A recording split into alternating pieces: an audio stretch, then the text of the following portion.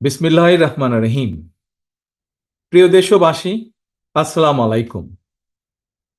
গৌরবজনক এই ঐতিহাসিক মুহূর্তে বাংলাদেশের সাহসী ছাত্র জনতাকে বিরচিত অভিনন্দন।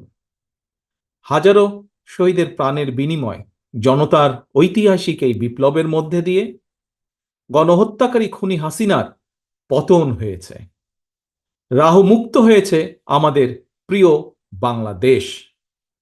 জনতার বিপ্লবের প্রথম ধাপ চূড়ান্তভাবে সফল হয়েছে।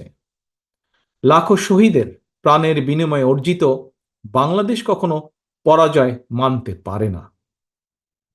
এই ঐতিহাসিক বিপ্লবের মধ্যে দিয়ে আবারও প্রমাণিত হয়েছে, দল মত নির্বিশেষে সকলে ঐক্যবদ্ধ থাকলে এই বাংলাদেশকে কেউ কখনো পরাজিত করতে পারে না, পারবে না।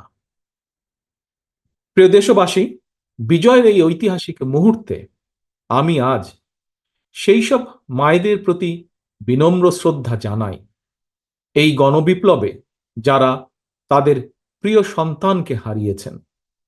এভাবে গত 15 বছরে ফ্যাসিবাদী শাসনকালে অনেক সন্তান তার প্রিয়তম পিতাকে হারিয়েছেন, অনেক স্ত্রী প্রিয়তম স্বামী হারিয়েছেন।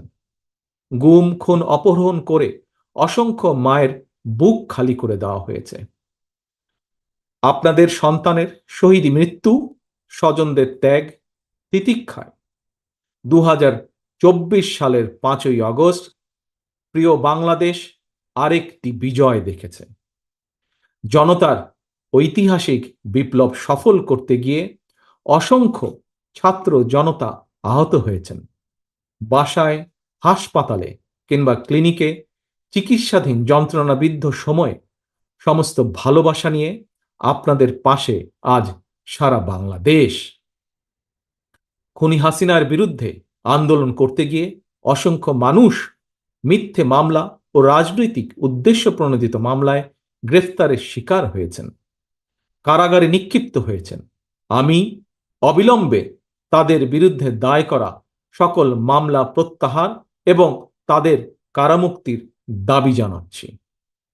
একই সঙ্গে ছাত্রছাত্রীরা যাতে আবার স্বাভাবিকভাবে হলে, হোস্টেলে, ক্লাসে ফিরতে পারেন এবং পরীক্ষায় অংশ নিতে পারেন, আশা করি সেই পদক্ষেপ দ্রুত গ্রহণ করা হবে। প্রিয় দেশবাসী, দেশের 18 কোটি মানুষকে জিম্মি করে 12.5 কোটি ভোটারের ভোটের অধিকার কেড়ে নিয়ে বাংলাদেশকে তাবেদার রাষ্ট্রে পরিণত করা হয়েছিল। হত্যাকারী, গণহত্যাকারী খুনি হাসিনার পতনের মধ্যে দিয়ে জনগণ তাদের গণতন্ত্র, মানবাধিকার, লুণ্ঠিত ভোটের অধিকার পুনঃপ্রতিষ্ঠার পথ সুগম করেছে। এর মধ্যে দিয়ে জনগণের বিপ্লবের প্রথম ধাপ সফলভাবে সম্পন্ন হয়েছে। এরপর একটি অবাধ সুষ্ঠু নির্বাচনের মধ্য দিয়ে যেদিন দেশের 12 কোটি ভোটার নিরাপদে নিশ্চিন্তে ভোট দিয়ে জনগণের কাছে জবাবদিহিমূলক সরকার প্রতিষ্ঠা করতে পারবে, রাষ্ট্র, সরকার, শাসন প্রশাসনে মুক্তিযুদ্ধের মূল মন্ত্র সাম্য, মানবিক মর্যাদা প্রতিষ্ঠিত করতে পারবে, সর্বোপরি একটি গণতান্ত্রিক বৈষম্যহীন রাষ্ট্র সমাজ গড়তে পারবে, তখনই জনতার ঐতিহাসিক বিপ্লবের চূড়ান্ত সফলতা আসবে। প্রিয় দেশবাসী, জনতার ঐতিহাসিক বিপ্লবকে চূড়ান্ত লক্ষ্যে পৌঁছতে তাই যথাসম্ভব দ্রুততম সময়ের মধ্যে একটি অবাধ, সুষ্ঠু, নিরপেক্ষ নির্বাচনের আয়োজন করতে হবে। জনগণের দ্বারা নির্বাচিত প্রতিনিধিদের কাছে দ্রুততম সময়ের মধ্যে অবশ্যই ক্ষমতা হস্তান্তর করতে হবে।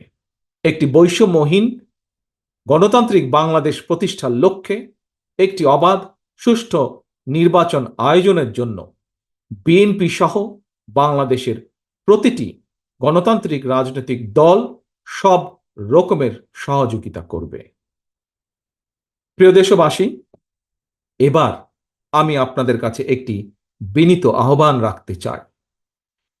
বিজয়ীর কাছে পরাজিতরা নিরাপদ থাকলে বিজয়ের আনন্দ মহিমান্বিত হয়। সুতরাং বিজয়ের এই আনন্দঘন সময়ে রাহুমুক্তির এই ঐতিহাসিক মুহূর্ত শান্তভাবে উদযাপন করুন। অনুগ্রহ করে কেউ প্রতিশোধ কিংবা প্রতিহিংসা পরায়ণ হবেন না। কেউ নিজের হাতে দয়া করে আইন তুলে নেবেন না। অর্জিত বিজয় যাতে লক্ষ্যচ্যুত না হয় সে ব্যাপারে জনগণকে সতর্ক দৃষ্টি রাখতে হবে।